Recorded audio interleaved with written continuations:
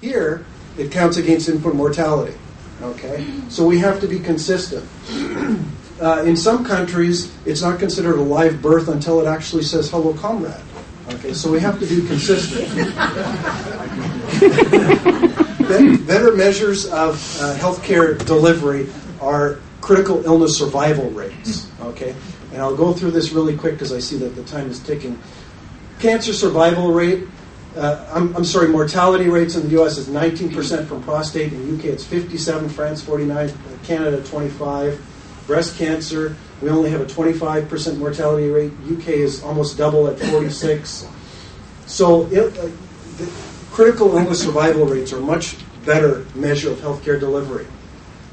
We hear this all the time. Medicare is cheaper because they say the administration of Medicare is cheaper. Okay. Now they use statistics, and statistics are very tricky. Statistics are sort of like a lamppost is to a drunk. They're more for support than illumination. Okay. They come up with a case, and then they look for statistics to support that. So they say, well, Medicare administration is only 4%. Private insurance is 14%. Okay. Look at this little note to self. You have 4% of 16,000 versus 14% of 3,400. So don't look at the statistics. Look at the facts. The facts are that Medicare administration is $645 per enrollee. This is also a very important word because if you look at per capita costs, they spread them out among 300 million. You need to look at per enrollee. $645, private insurance is $485. Medicare non-patient care costs. Now this is also very important. It's called the medical loss ratio. Okay, these are the overhead costs are $1,871 per patient. Private insurance is $485. There's a lot of people that say profit is bad. We need to remove profit. Okay, the reason that private insurance companies make profit is because they're more efficient than government. Look at the costs per enrollee, $16,000. And I acknowledge that Medicare costs are seniors and disabled people, so let's leave that out. Let's look at Medicaid, Medi-Cal. These are people just like you and I. They make less income, which is why they're entitled, but they're not disabled, they're not elderly. Yet their costs are almost double. And the admin is only 7%. Yeah, 7% of 6,700 is still more than 14% of 3,400. Look at some of the things that won't work. Mandates. Mandates won't work. They drive the cost up. There are mandated individual coverage, like in Massachusetts. There's mandates for guaranteed issue, like in New York, where the cost is 9 times as high as here. Mandates won't work. Never have, never will. They increase the prices. Government-imposed price controls.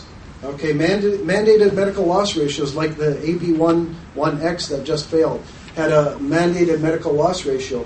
Those will keep the prices up because if insurers are forced to keep their medical loss ratio at 85%, there's no incentive to drive down the price of insurance because otherwise their overhead goes up. Cap provider salaries. Okay. I acknowledge that the doctors created the crisis. Doctors like Bernard that invented the heart transplant, Jarvik that invented the artificial heart, they invented these technologies because we demanded them. Okay, and that costs money. We can go back in time. We can go to a country like Canada that they don't actually have stents in most major places. They stretch the veins still. Okay, so we can go back. They don't have scooters. They have canes and walkers. So we can go back and save money if that's what we want. But if you look at the drivers on the last slide, they say government's more efficient. Well, let's see it. Let's see them demonstrate that. They haven't demonstrated it. Salary cap is also going to reduce the availability as it has in Canada. Let's look at government waste. I surveyed, actually a friend of mine surveyed the state of Minnesota, the entire state. He looked at their state-run benefit plan. And he found that they could easily save $44 million a year, and the employees could save $17 million, just based on waste, on poor plan design, poor plan setup. I surveyed a couple of cities, small cities in California, 300 people. I saw one. They turned down a $100,000 savings. They said, no, we don't want that. They turned it down. The city just turned it down, and they're saying that they don't have enough money because Prop 13 limits our revenues. They need to look at how they're spending. Okay, the government continues to waste. Another one with 200 employees, they could save the city $269,000 and the employees another 100 on top of that, just by using updated plan designs. But they're wasting the money. The 5 elements of reform, and I see that I'm getting short here. We'll run through them really quickly. The first thing we need to do, and Marcy's going to expand on this, I think, number one, restore the doctor-patient relationship.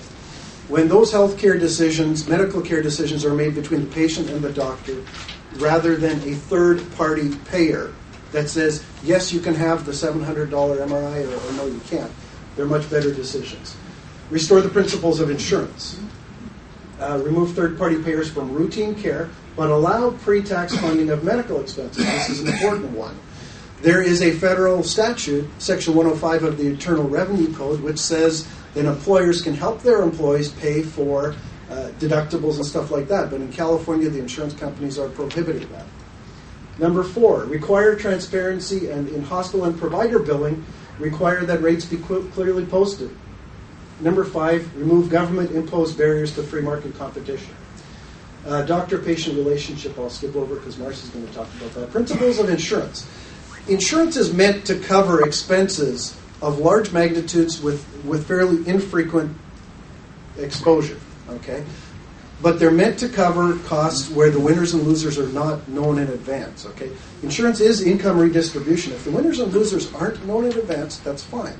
When the winners and losers are known in advance, then that's just socialism, and it doesn't work. It's never worked.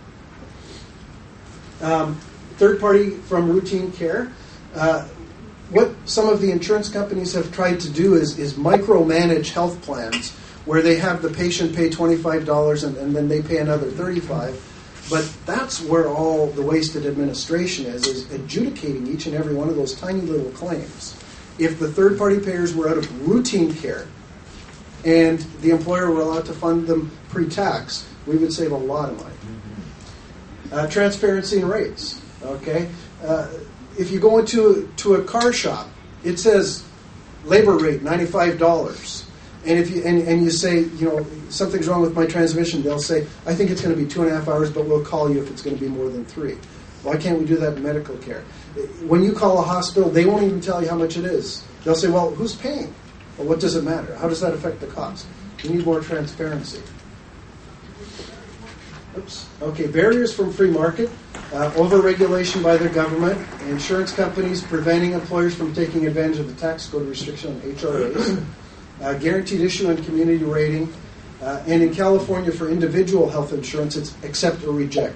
If somebody is taking Lipitor, they can't get individual health insurance. Okay, most people would rather get health insurance where Lipitor isn't covered for 6 or 12 months. Okay, if we take out these kind of restrictions, we can drive down the cost. So really, the real solution, since utilization and lifestyle are the biggest drivers, we need to find a plan that rewards good lifestyle choices, rewards people for low usage and intelligent usage, but doesn't penalize them for unexpected expenses. So some of the things we can do is insure for unexpected events, pay routine costs with pre-tax dollars. Patient needs to be responsible for the first tier of coverage, and then the employer can cover the gap for the larger costs. Employees rewarded for healthy lifestyle and cost containment. And we also need to include tools, simple tools that the consumer can use to make healthcare decisions. And that's it.